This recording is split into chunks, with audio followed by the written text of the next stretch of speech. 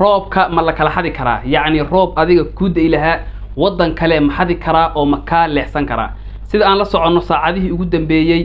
warbaahinta Soomaalida iyo baraha bulshada Soomaalida waxa haystay nin aqoon-yahana oo sheegay in Soomaaliya roobkeedii la xaday dad roob u day lahaa baa laga dafaa oo laga duufsadaa oo laga dhacaa midna waxa weeyaan waa dadkaas waxa lagu sameeyaa qaab xadid ah ayadoo ogeyn baa laga xadaa midna waa la xoog midna waa xadid midna waa xaalad beerasho saddexdaas nooc bay kala yihiin waxaana jira marka qaab kale oo ku dhex jira oo la dhaho climate modification wax la dhaho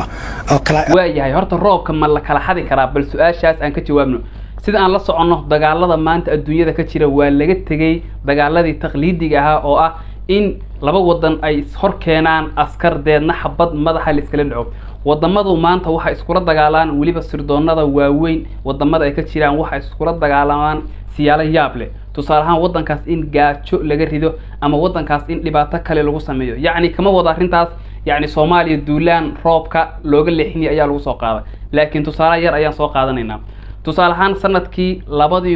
2018 warbaahinta caalamka oo dhan waxay qoraysay generaal wadanka Iiraan u dhashay oo dawladda Israa'iil iyo dawlad kale oo uusan magacaabin ku eedeeyay in roobkii ay ka leexsadeen oo ay roobkii ka xadeen marka sidee ayaa roobka loo xadi karaa warka ay Iiraan soo saartay xilligaas waad baari kartaan waa aniga hortiina soo dhigay warbaahinta caalamka waxyaalihi ay ka qortay laakiin sidee ayaa roobka loo xadi karaa yacni sirdoonada ka jira wadamada waaweyn waxay isticmaalayaan tiknoolajiyad aad u horumarsan waxayna kaara dagaalamayaan cirkaaga in ay daruur isxirto saan la socono roob markii la rabo inuu da'o horta waa in cirka ay daruur ka jirto deedna daruurtaas in cirka isxirto ayaa lagala dagaalamaya ama waxba lagu buufinaya ama wax kale ayaa lagu sameynaya marka dawladda Iiraan ayaa waxay ku eedeysay Israa'iil iyo wadan kale oo aysan magacaabin in roobkii ay ka leexiyeen oo ay doonayaan in Iiraan ay ka dhacdo abaar aad u daran deedna halkaas intay gaajo adag ka dhacdo dadku ay ku kacaan maamulka meesha ka jira deedna dawladda la tuuro sidaasna ay doonayso Israa'iil iyo dawladaha kale ee aysan magacaabin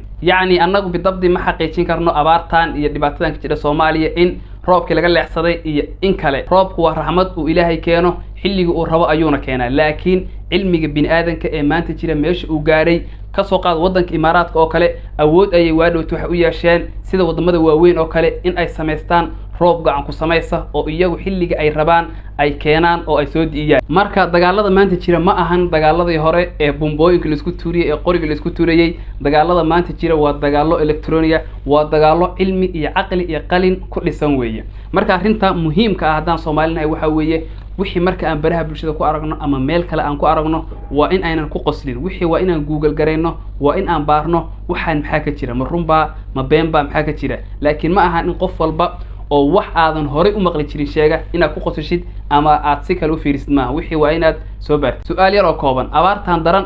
ee wadankeena ka jira sanadkan ma waxay kula tahay adiga abaar gacan ku samaysa oo dawladda shay iyo sirdoonno shay ay ka dambeeyaan mise waxay kula tahay abaar ka dhalatay sida qaabka daran ee aan deegaanka wadankeena ula macaamilno sida aan dhirta u xaalufino sida aan deegaankeena aanan wax naxariis ugu muujin abaar ka dhalatay maxay kula tahay adiga fadlan aragtidaada qaybta commentiga igu la wadaag saaxiibayaal waxaan si xushmad iyo qadarin ku jirteen ka codsanaya inaad subscribe saartaan kanaalka YouTube-ka waxaad ka helaysaan profilka TikTok-ka waa maasantihiin guuleysta